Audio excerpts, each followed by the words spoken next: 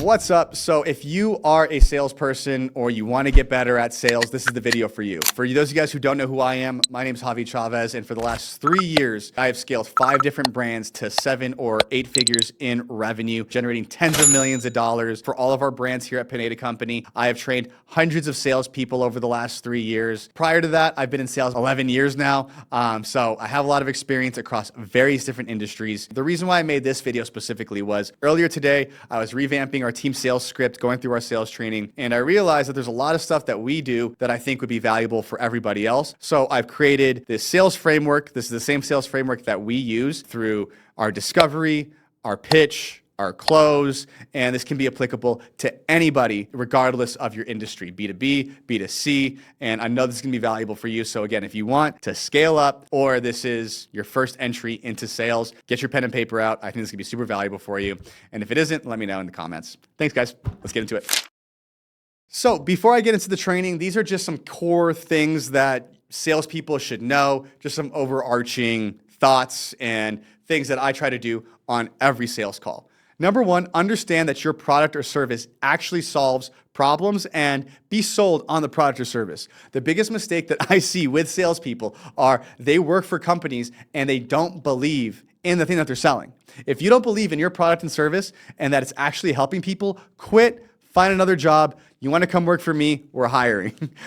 Number two, ask for the close a minimum of 4 times. You need to be constantly in there and have several closes ready to go to make sure that you're actually asking and being persistent. I call it polite persistence. Next is tailor your pitch to the prospect. I'm going to talk about this more in our pitch section, but that's super important. Salespeople start yapping about all the different features that their product has, and no one cares. They just want us to have their problem solved. And most importantly, highlight the social proof before they ask for it. It's a lot more organic. Like you should have testimonials on deck, ready to go, and we'll talk about where to put those in this video. In discovery, it's all about active listening. So you need to make sure that you're repeating back what the prospect is saying. And again, I'm going to talk about this a little bit later, but just want to make it very clear throughout the entire call. If you're on Zoom, it should look like you're taking notes. If you're face-to-face, you should be actively listening, not just look like you're actively listening so that way, one, you can reiterate whatever is important to them.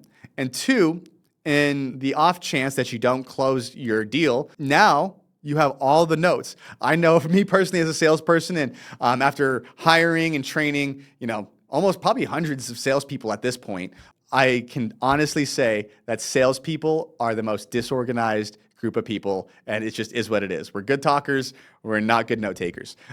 So with that being said, make sure that you are actively listening and taking active notes so that way you can refer back to it when you have your follow-up call or whatever it is. In the objection handling sequence, it's not us versus them. We're both sitting down, we're on the same side of the table, we're both trying to solve problems to reach common ground, reach an agreement, and provide the tools and resources that they need.